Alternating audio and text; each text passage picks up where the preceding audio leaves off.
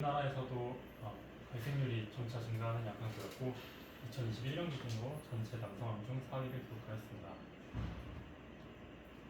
5년 상대 생존율은 지속적으로 증가하는 추세를 보이고 있습니다. 원격 전이가 없는 경우에는 대체로 양호한 예후를 보였습니다. 다양한 원인으로 인해서 전립선암이 발생하는 것으로 알려져 있는데 약 10%의 전립선암이 유전 성향을 가지고 있는 것으로 알려져 있습니다. 직계 가족 중에 전립선암 환자가 많을수록 또 구성원의 발병 연령이 낮을수록 위험도가 증가합니다. 이러한 유전성 전립선암의 경우에는 일반적인 경우보다 6에서 7년 정도 빠르게 발생합니다. 55세 이하에 진단된 경우에는 약 42% 정도가 유전 성향이 있으며 이 경우에는 비유전 전립선암과 악성도가 비슷했습니다.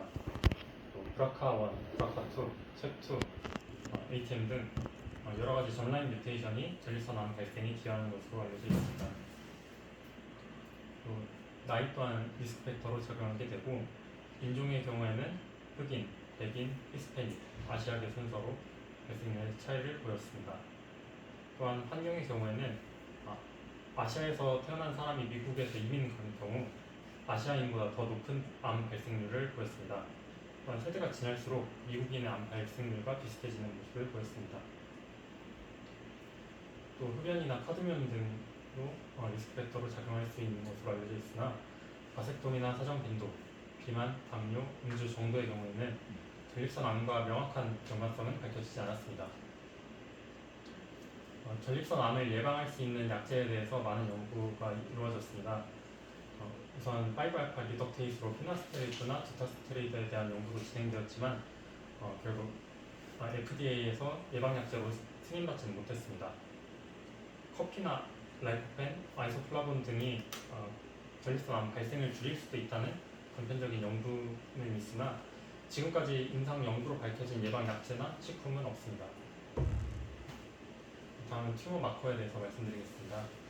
PSA를 이용하게 되고 에피셀리얼 셀에서 생성하는 세린 프로티에이스의 일종입니다. 정액의 액화에 관여하는 것으로 알려져 있습니다. 주로 전립선 조직 내나 정액 내에 많이 존재하게 되고 만약에 어떤 이유에서든지 전립선의 정상 구조가 파괴되는 경우 전립선 조직 안에 있던 PSA가 혈중으로 유리돼서 수치가 상승하는 것으로 보입니다. PSA는 전립선암 진단에 매우 중요한 튜머 마커지만 전립선암에만 특이적인 튜머 마커는 아닙니다.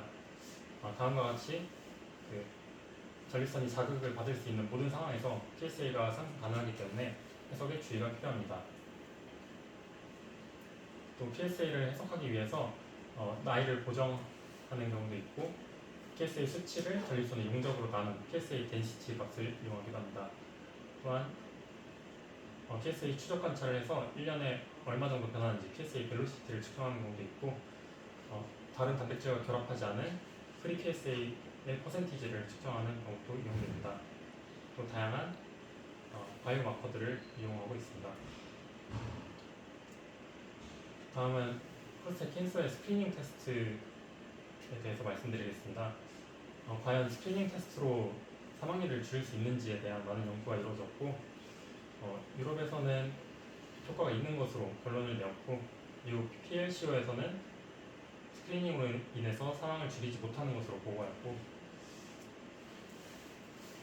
이를 토대로 2012년 권고안에서는 스크리닝을 권고하지 않게 되어 고등급과 고병기 암이 증가했습니다. 이로 인해서 2017년 개정하였고 현재는 미국과 유럽 모두 50세부터 매년 템벨 검사를 권고하고 있습니다. 고위험군인 경우에는 조금 더 일찍 시행할 것을 권고하고 있으나 언제 시작하고 끝낼지, 간격은 어떻게 할지 등의 세부 사항에 대해서는 여전히 불확실한 상황입니다. 결론적으로 선별 검사에 대해서는 여전히 논란이 있으나 건강검진 받으시는 분들은 주기적으로 PSA를 시행받고 있습니다. 다만 기대 여명이 짧고 전신 컨디션이 안 좋은 경우에는 스크리닝 테스트에 이득이 없는 것으로 알려져 있습니다. 전립선 조직 검사는 확진 검사로 이용되고 주로 TRBS 바이옵시를 이용하게 됩니다. 미국과 유럽 가이드라인에서 모두 최소 12코 이상 시행할 것을 권고하고 있습니다. 최근에는 바이옵시 시행하기 전에 MRI를 시행할 것을 권고하고 있습니다. 바이옵시의 정확도를 향상시키고 불필요한 바이옵시를 줄이기 위해 MRI를 시행하도록 권고하고 있습니다. 전립선 바이옵시의 경우에는 크게 두 가지 방법이 있습니다. 기존 많이 이용하는 트랜스렉탈 방식은 CRBS 가이디드로 프로스테이트 위치를 확인한 다음에 직장을 경유하여 바이옵시를 하는 방법이고, 최근에는 이제 트랜스페리니얼 방식으로 직장을 경유하지 않고 피부를 통해서 바이옵시를 하는 방법이 많이 시행되고 있습니다. 트랜스페리니얼 방식이 감염의 위험이 더 낮은 것으로 보고되어 최근에는 많이 시행하는 것으로 알려져 있습니다. 이런 바이옵시를 통해서 암의 유무나 피막의 침범 여부, 예후도 평가할 수 있습니다. 다음은 병리에 대해서 말씀드리겠습니다.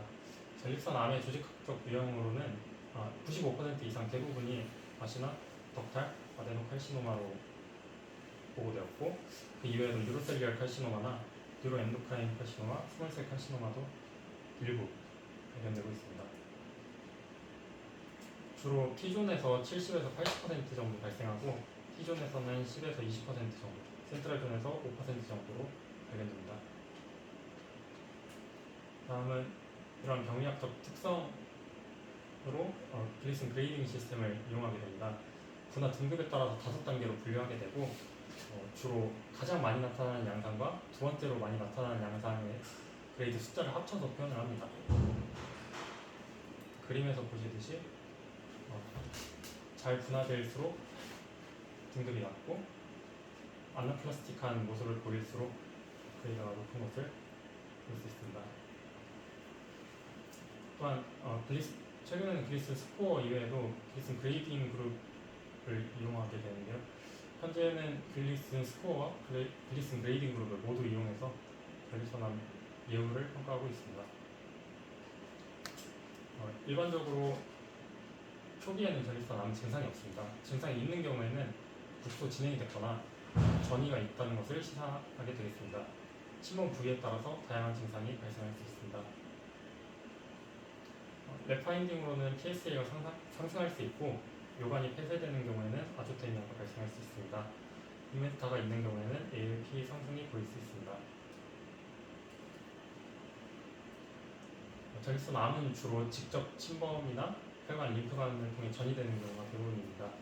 오메타가 가장 흔하고 그 중에서도 엘스파인이 가장 흔한 전이 부위입니다. 전립선 캡슐이나 림프절 전이도 흔하게 관찰됩니다. 다음은 진단 말씀드리겠습니다. 우선 DRE는 조기 발견을 위해 필수적인 검사입니다. 명확한 경계로 단단하게 촉지되고 0.2cm 정도의 작은 크기도 촉지할 수 있습니다. 하지만 결절이 촉지된다고 해서 모두 전립선 암인 것은 아니고 결핵이나 칼시피케이션 등 다양한 원인에 의해서 촉지될 수 있기 때문에 감별 진단이 필요합니다. 또한 전립선 암에서 약 25% 환자는 PSA 수치가 정상이기 때문에 만약에 DRE에서 병변이 만져진다면 PSA 수치가 정상이어도 바이옵시를 시행할 필요가 있습니다. 다음은 TRBS는 주로 T존에서 하이포에코익한 리전이 있을 경우 캔서를 의심할 수 있습니다.